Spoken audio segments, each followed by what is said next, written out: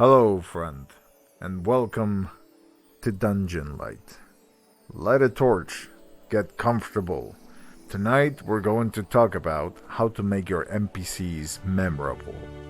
Before you know their class, or armor, or spell list, ask yourself this: who are they? Not what they can do, but what do they care about? What haunts them? What do they want so badly it makes them reckless? Is it revenge, redemption, joy? Just a quiet place to sleep? When you start with a soul, the rest writes itself. As a disclaimer, I will say that these advices are what works for me in my campaigns. Your experience could and possibly will vary greatly.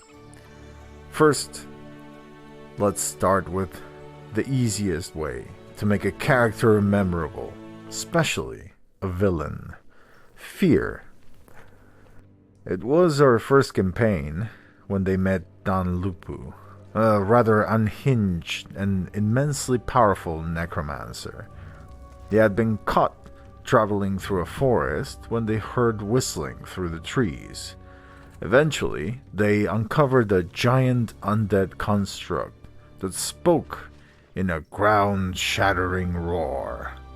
It sounded more like stones falling, but he wasn't the source of the whistles. He didn't have any lips. If anything, this creature, as grotesque as it looked, it was rather nice, naive and well-meaning. It warned them of the peril ahead. Then he came. Short, sporting a rather greasy-looking purple robe, with silvery scars tracing every inch of his skin, a smile that showed too many teeth. The campfire turned purple and gave the clearing an evil look. He whispered to them, while they pretended to be asleep, that he couldn't touch them, while they dreamed they were her property. At that point, the paladin stood, being unable to resist the urge to fight this great evil, and he attacked. The battle started, and one of the players, a wizard called Fletch, fell in battle, being struck by a Finger of Death spell, and risen as an undead servant. The first character death in the campaign, and the first character death ever for my players in Dungeons & Dragons. He is still a memory that brings a shiver and cold sweat every time. Now, for my second example, we have the Lady of Nightmares, a character that started being a player character, played by one of my friends. In our second Dungeons & Dragons game, she became in contact with the mind of some eldritch outer god, and gained terrible power, enough to win the battle against the actual gods, but she began losing her sanity at a record speed, her power overflowing and overpowering her, turning her into a vast creature of nightmare, tendrils and darkness, with the power, of course, to reach into every sentient creature in the plane and uncover their true nightmares, then making them real.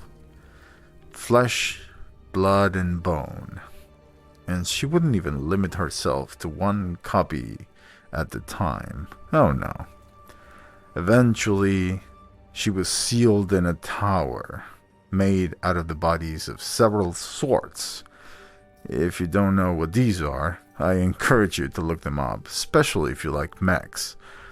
Her power seeped through, though, all of our following campaigns, appearing in stories, books, engravings, whispers in the dark, and even having custom homebrew classes that would borrow a fraction of her power.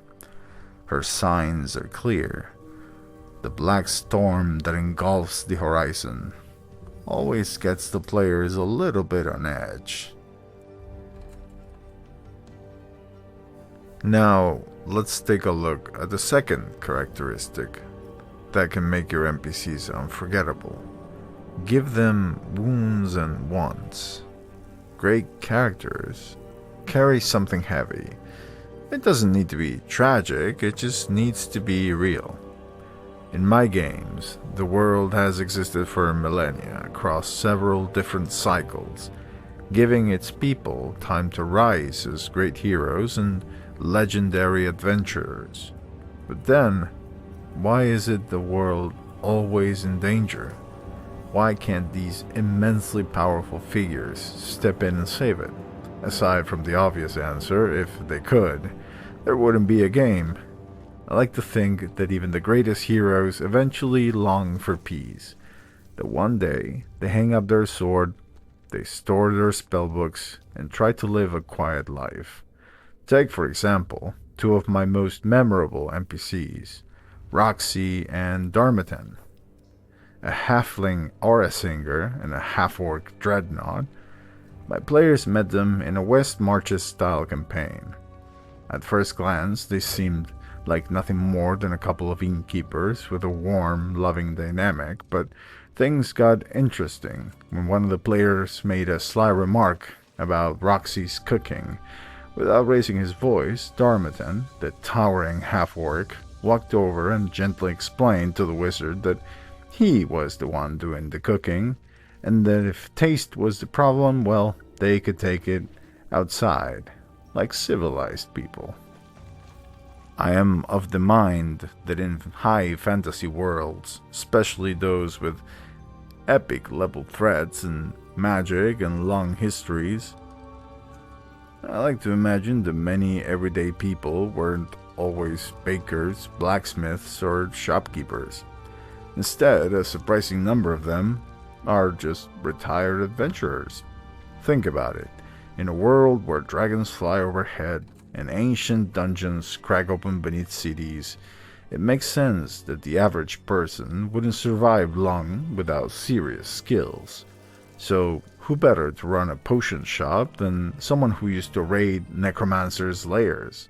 Who better to forge your armor than a dwarf who once fought demons in the underworld?